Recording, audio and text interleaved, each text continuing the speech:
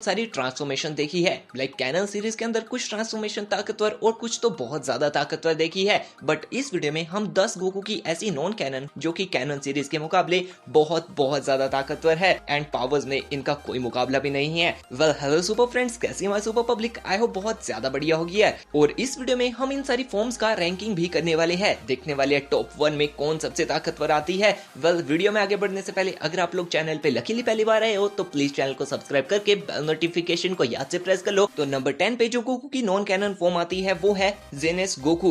Well Jannes Goku एक ऐसा ताकतवर बींग है जो कि मल्टीवर्स के अंदर अपने हिसाब से कुछ भी क्रिएट एंड डिस्ट्रॉय करने की ताकत रखता है। जैसे कि इसने एक बार एक पूरे सन को वेपर में बदल दिया था, इसने मून को एंड अर्थ तक को डिस्ट्रॉय कर दिया था और इसने अपनी कुछ ही ताकतों से गैलेक्सीज को, स्टार्स को पूरी तरह डिस्ट्रॉय कर दिया था। और अभी तक का इसका जो सबसे ताकतवर फीट हमें देखने को मिला है वो था इसने अपने पावर पोटेंशियल से एंटायर यूनिवर्स तक को डिस्ट्रॉय करके रख दिया था। तो यस, ये नंबर 10 को जरूर डिजर्व करता है। तो अभी बात करते हैं नंबर 9 की। तो यहाँ पर आता है grand priest Goku. Well grand priest Goku अभी पूरी तरह ग्रैंड प्रीस्ट नहीं बना है, अभी उसको ग्रैंड प्रीस्ट ने ट्रेन करा है। गोकू ने अपने इस फॉर्म में ये ग्रैंड प्रीस्ट का अटायर पहना हुआ है और अभी उसको ग्रैंड प्रीस्ट ने इतना ज्यादा ट्रेन कर दिया है कि उसकी अल्ट्रा इंस्टेंट, उसका फाइटिंग स्टाइल, उसकी टेक्निक्स बहुत ज्यादा ताकतवर एंड बहुत ज्यादा शार्प हो चुकी है। उसने अपनी पावर से ओरेन एंड कैमन को पूरी तरह डिफीट कर दिया था। इस फॉर्म में उसके पास डिवाइन पावर्स आ जाती है एंड ग्रैंड प्रीस्ट की ट्रेन करने की वजह से अभी वो सभी एंजल से ताकतवर हो चुका है। एंड जब वो ओरेन एंड कामिन के साथ लड़ते वक्त अपने अल्ट्रा इंस्टेंट में गया था तो उसका अल्ट्रा इंस्टेंट पहले से कुछ अलग था। और हाँ, ग्रैंड प्रीस्ट गोकू को मल्टीवर्सल कैरेक्टर बताया गया है। तो अभी बात करते हैं नंबर 8 की। तो यहाँ पर आता है जेनस गोकू। तो जेनस गोकू एक अल्टरनेट टाइमलाइन का गोकू है जिसके पास रियलिटी को बदलने की ताकत है। ये चाहे तो स्पेस और टाइम के साथ पूरी तरह छेड़छाड़ कर सकता है, डायमेंशन ट्रेवल कर सकता है, अपनी डुप्लीकेट्स बना सकता है और सबसे बड़ी बात, ये पावर ऑफ डिस्ट्रक्शन से पूरी तरह इम्यून है। ये कायोकेन टाइम 100 का यूज कर सकता है एंड अपने फुल पोटेंशियल में ये एक मल्टीवर्सल प्लस कैरेक्टर बन जाता है एंड इसलिए इसको grand priest and genesis Goku से ऊपर रखा गया है। तो अभी बात करते हैं नंबर 7 की। तो यहाँ पर रखा है ओमनी गॉड गोकू को।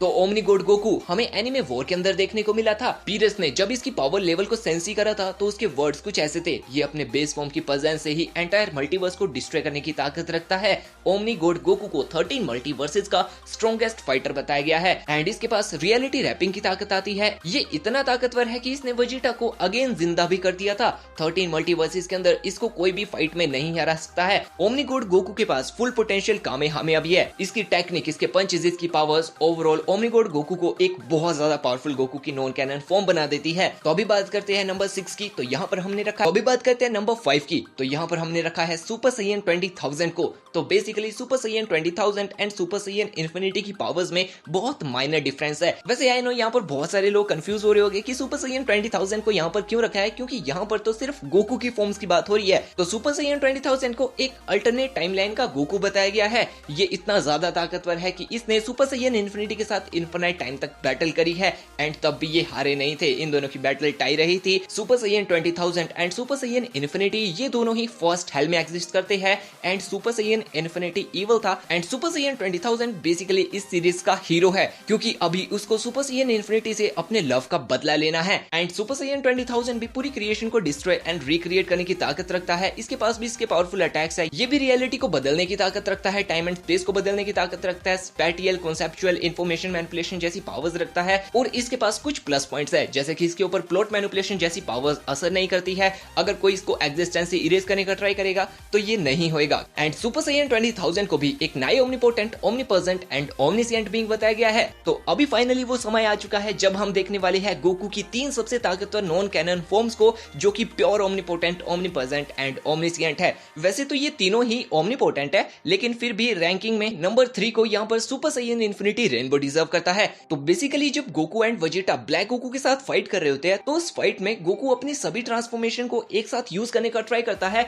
एंड फिर वो अपने अल्ट्रा इंस्टेंट का यूज करता है जिस वजह से वो ultra instant super Saiyan rainbow में चला जाता है एंड अगेन उसके पास यहाँ पर ऑप्शन रहता है कि वो अपने रेनबो में रहते हुए भी सभी ट्रांसफॉर्मेशन का यूज कर सकता है एंड ऐसे करते करते वो सुपर सैयन इन्फिनिटी में पहुंच जाता है एंड यहाँ पर पहुंचते ही उसकी सभी ट्रांसफॉर्मेशन की पावर्स इनफिनाइट लेवल पर चली जाती है एंड इसी ट्रांसफॉर्मेशन को सुपर सैयन इन्फिनिटी की सबसे ताकतवर ट्रांसफॉर्मेशन बताया गया है। ये इतना ताकतवर है कि इसके बेसिक अटैक ने ही इनफिनाइट यूनिवर्सेस को डिस्ट्रॉय कर डाला था। तो अभी बढ़ते हैं नंबर 2 की तरफ को। तो नंबर 2 पे यहाँ पर आता है फ्यूचर गोकू। लेकिन फ्यूचर गोकू की एक ट्रांसफॉर्मेशन है जिसका नाम है प्योर इटर्नल फॉर्म। तो प्योर इटर्नल फॉर्म में ये कोई ह्यूमन नहीं रहता है, ये बेसिकली प्योर लाइट में तब्दील हो जाता है, जिसको एक प्योर ओमनीपोटेंट बीइंग बताया गया है। वैसे तो प्योर इटर्नल फॉर्म को ही गोकू की नॉन कैनन में सबसे ताकतवर ट्रांसफॉर्मेशन बताया गया है, इससे ऊपर कोई भी नहीं है। यही है जो नए ओमनीपोटेंट बीइंग्स को क्रिएट करता है, उनको डिस्ट्रॉय करता है, एंजल्स को क्रिएट करता है, प्योर साउल्स को क्रिएट करता है, एंड यही है जो पूरे ओमनीवर्स पे रूल करता है। एंड फ्यूचर गोकू की प्योर इटर्नल फॉर्म ही वो ताकतवर ट्रांसफॉर्मेशन है